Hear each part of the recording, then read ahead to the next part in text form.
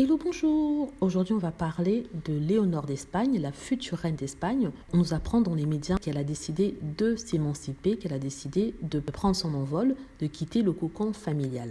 On nous dit en fait que l'héritière du trône espagnol, la petite princesse Bourbon, étudiera au Pays de Galles pour les 2 prochaines années scolaires. Donc, il faut rappeler que le Pays de Galles est très prisé par le Gotha en ce qui concerne l'éducation, puisque la princesse Elisabeth y était allée faire ses études aussi il y a de cela 2 ans. L'information est rapportée par la Maison Royale dans un communiqué qui est relaté par Vanity Fair.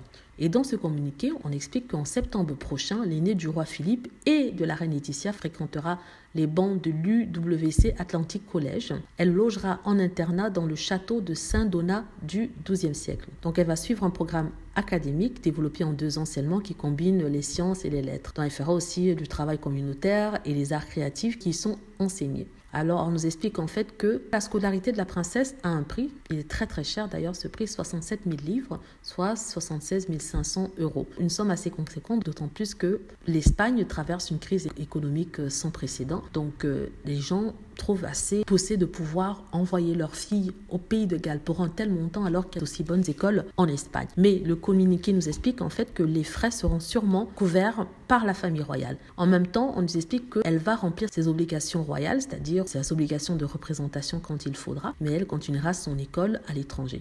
Moi, je trouve ça assez étrange de se projeter comme ça sur une année alors qu'on est en pleine pandémie.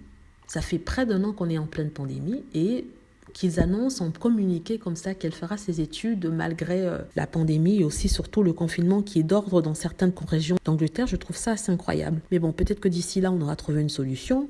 Il y a déjà quelque chose de positif, d'après certains, avec les vaccins. Peut-être que d'ici là, le mal sera passé, on va dire. En même temps, je trouve quand même un peu trop risqué d'envoyer sa fille en Angleterre, qui est l'un des seconds foyers les plus touchés. On me dira aussi que l'Espagne l'est aussi, mais je crois que l'Angleterre attrape l'Italie parmi les pays les plus touchés en Europe. Si ça lui fait plaisir, c'est quelque chose qu'elle doit faire, pourquoi pas. Même moi, si j'avais été maman, je ne pense pas que j'aurais laissé mon enfant s'en aller en ces temps-ci. Elle peut très bien étudier à Madrid, étudier les langues et quand la situation sera meilleure, elle pourra éventuellement voyager. Certains me diront qu'on ne devrait pas s'arrêter de vivre parce qu'il y a une pandémie, mais bon, je dis que mieux vaut prévenir que guérir. C'est mon opinion. En tout cas, je trouve qu'elle est bien mignonne, la petite Éléonore d'Espagne. Et mon Dieu, ce que le temps passe. Il n'y a pas si longtemps que ça qu'elle venait de naître, elle était toute mimi, on la voyait grandir. Et maintenant, elle est une adolescente qui va déjà presque au collège, à l'université, éventuellement. Voilà, j'espère que vous avez aimé la vidéo. N'hésitez pas à cliquer sur like si c'est le cas, à vous abonner pour plus de vidéos et à cliquer sur la petite cloche afin d'être averti lorsque je poste une nouvelle vidéo. Merci.